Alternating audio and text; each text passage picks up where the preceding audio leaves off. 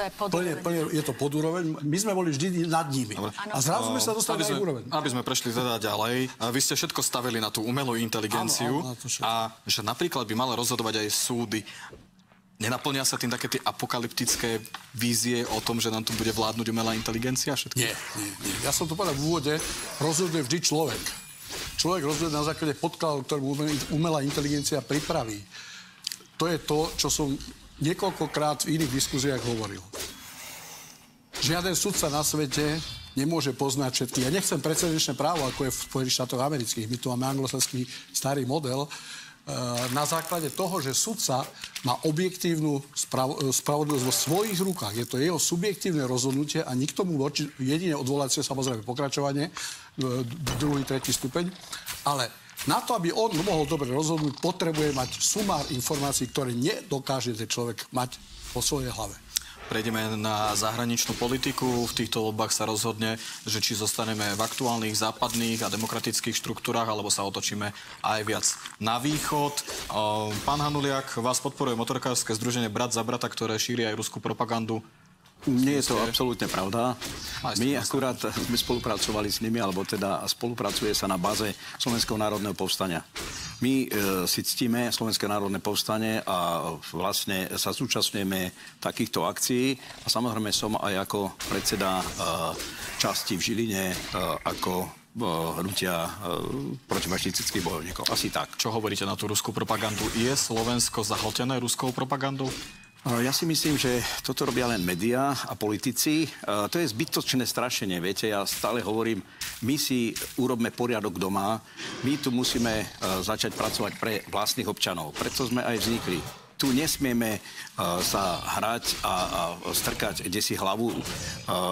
Tam sú veľké konflikty, ktoré rozhodnú veľké mocnosti a my sa pozerieme na našich občanov, ktorí tu žijú na hranici chudoby. Sme skončili ako druhá krajina od konca. Máme tu dlh na každého z nás, 13 000 eur. Či sú to malé deti, či sú to seniory. Na každého z nás, ktorí tu žijeme. Je to hanba, výsmech a v toho mohol by som pokračovať. Schvaľujete sankcie Európskej únie voči Rusku? A viete, sankcie... Má to samozrejme dopad a na situáciu vo vnútri každej členskej krajiny. Sankcie sa obratili proti nám. Viete, tu presne ako kolegovia hovorili. Nám sa tu zdražuje pohonné hmoty, energia. A to je presne toto, čo my vlastne pri tomto konflikte sme dostali do vienka. To je celé. Pán Stanovič, vrátim sa ešte k tej... Pardon, chceli ste reagovať? Paradox je, že Ukrajina, ktorá je vo vojnovom stave s Ruskom, odoberá 100% plynu a nafty z Ruska. To len na Ukrajinu. A pán Stanovič, vy máte najviac času. A chceli sme si pustiť aj malú ukážku. Ešte sa vrátime k tej vašej predstavovacej tlačovke. A tam sa vaša kolegyňa dala takú tézu, že Európsku úniu prirovnala k Rakúsko-Uhorsku a pýta sa aj zaujímavú otázku, tak sa na to pozrime. Nepodobá sa Európska únia trochu rakúskej monarchii? Sme pripravení na to, ak sa Európska únia z určitých dôvodov rozpadne. Čo bude so Slovenskom? Vy máte nejaké indície, že toto hrozí? Tak predpoklad je veľký, pretože tlak Spojených štátov na Európsku úniu je obrovský a hospodársky sa bez surovín Európska únia zrúti. Ale nechcem hovoriť o tom, ale chcel by som sa vrátiť a rozprávať niečo... Ja by som chcel, aby ste o tom hovorili, preto sa vás to pýtam. Tak stačí, toto je odpoveď. Myslím si, že Európska únia to nevydrží po hospodárskej stránke a čo mohla byť najlepšia na svete, tak bude patriť medzi tých slabších. Ohrozuje nás ako konkrétne... Spojené štáty americké nás ako konkrétne ohrozujú? Diktátom. Akým? Kto nám nadiktoval sankcie proti Rusku napríklad? To sme sa dohodli my v Európskej únii. Postavili sme sa na nejakú stranu. Nebudem ďalej odpovedať. Čas mi uteká. Nech sa páči, ani sa boha. Ja som žila v Spojených štátoch 30 rokov. Treba jedno vysvetliť občanom, že Amerika, Spojené štáty americké za Bidena sú celkom iné zahraničná politika ako za Trumpa.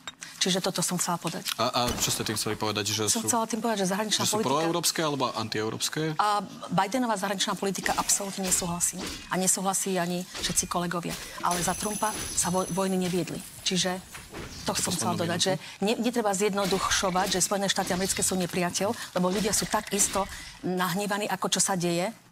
aj situácia, keď sa pozriete, čo sa deje v New Yorku a čo sa deje všade v Paríži a v celom svete, mne to prípada ako jedna veľká vlna, ktorá sa na nás rúti. Pán Stanovič, mali by sme odísť z NATO? Nie sme ešte celkom pripravení.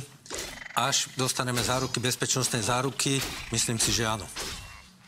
Neboli by tu do pár hodín ruskí vojaci? Nemyslím si. Absolútne nie. To je len strašenie. Ale uznávate, že NATO je garanciou našej bezpečnosti? Nás neohrozuje nikto. Nepovedal by som, že je garanciou. Za našou hranicou je vojna. Však je v poriadku. Týka sa nás? Týka sa nás tým, že sme sa do toho zapojili. Keby sme sa neboli zapojili, by sa nás netýkala. Mali by sme prestať s dodávkou zbraní na Ukrajinu? Určite áno. Prečo? Lebo podporujeme len vojnu a zabíjanie. A ako by ste tú vojnu vyriešili vy? Ja by som mu nevyriešil, to vyriešia mocnosti. Samozrejme Spojené štáty a Rusko. To nie je vojna naša, to je Spojených štátov a Ruska. Takže oni to vyriešia ľahko. Keď Američania prestanú dodávať dodávky zbraní na Ukrajinu a zatelefonujú si s Putinom, je po vojne konečná. Pán Kaliáš, myslíte si, že by sme mali pokračovať v dodávkach zbraní na Ukrajinu? Ja si myslím, že už ten konflikt trvá dosť dlho, rok a pol. A fakt by už trebalo sadnúť za okolistvo a jednať o tom miery a dohodnúť sa nejak. A to nebola odpoveď na moju otázku, či by ste pokračovali v dodávke zbraní. Ja nie. Takže nestotožňujete sa s tým. Pán Hanuliak, vy takisto by ste chceli zvýšiť minimálne dôchodky? Na 700 eur, správne sa pozerám? Čiže z čoho by ste to chceli zaplatiť? Už som na to odpovedal. Tam som hovoril o tých podnikoch, ktoré tu neplatia dane. Dobre, prejdeme k hodnotovým otázkam. V programe uvádzate, že veľmi citlivo vnímate ohrozenie slovenských rodín. Kým? Mierim k téme LGBTI. Tak to vám poviem. My sme kresťanská krajina.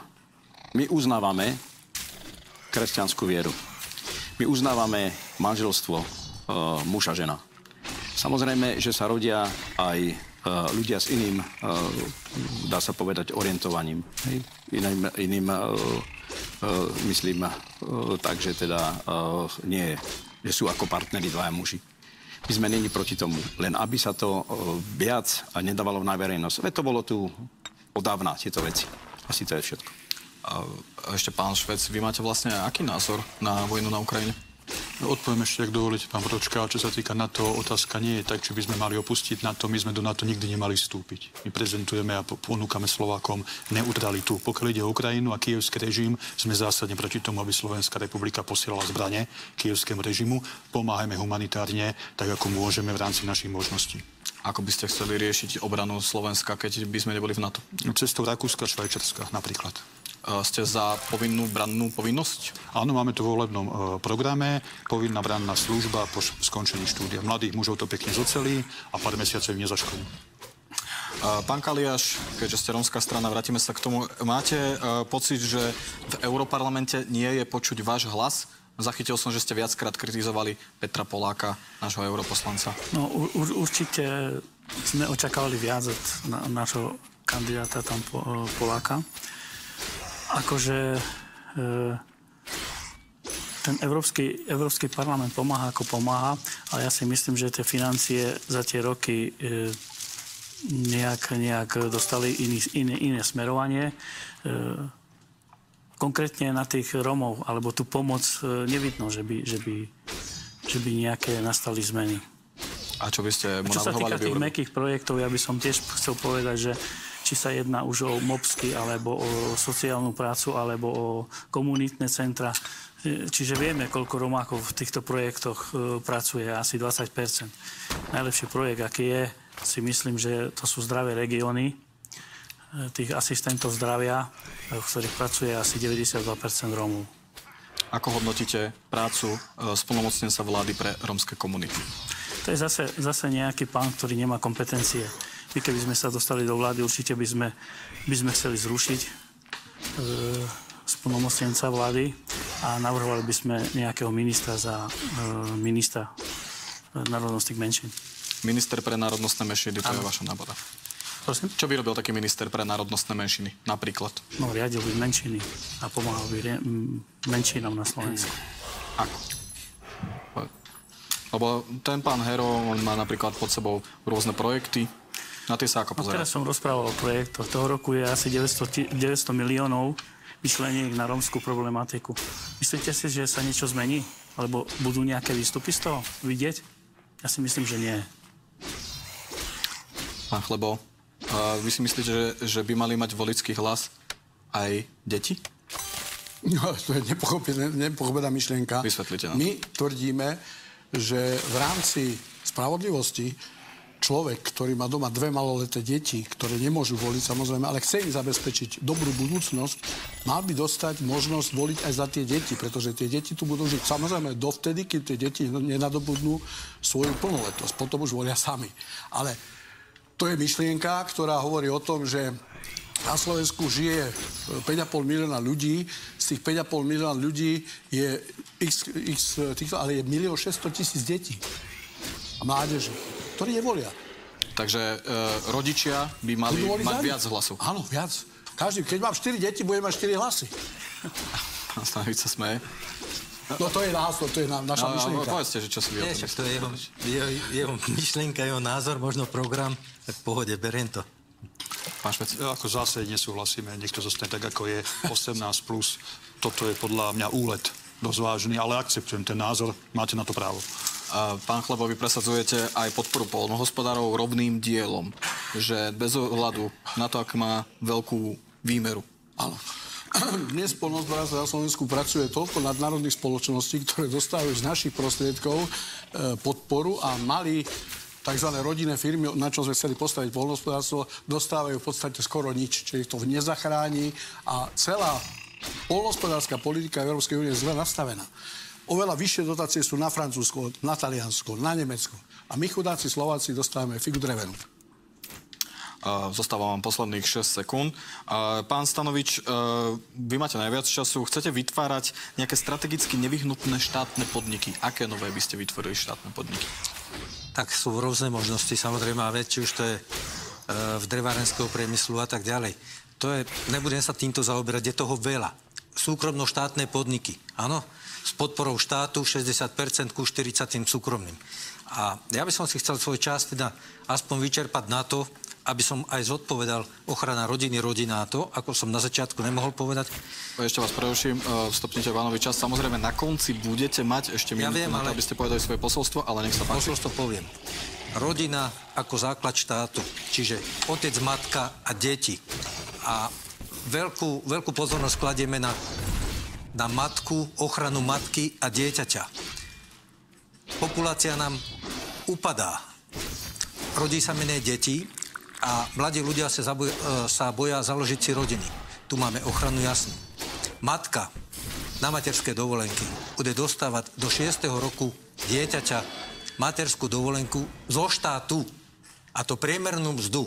A týmto to ukončím a keď ste ma chceli zavolať a chceli by ste počuť viacej, klidne do vašej relácie prídem, ale potrebujem hodinový rozhovor k ďalším vecam.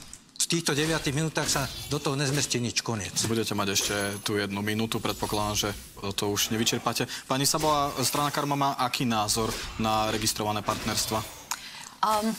Kto sme my, že budeme dirigovať, kto s kým má žiť, ale jednoznačne treba upraviť legálne.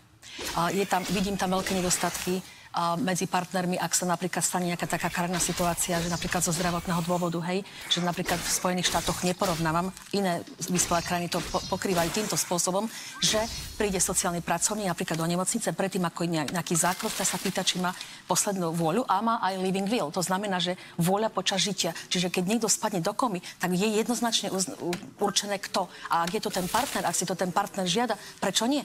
Potom dedenie napríklad, hej, že je tam veľa medzier.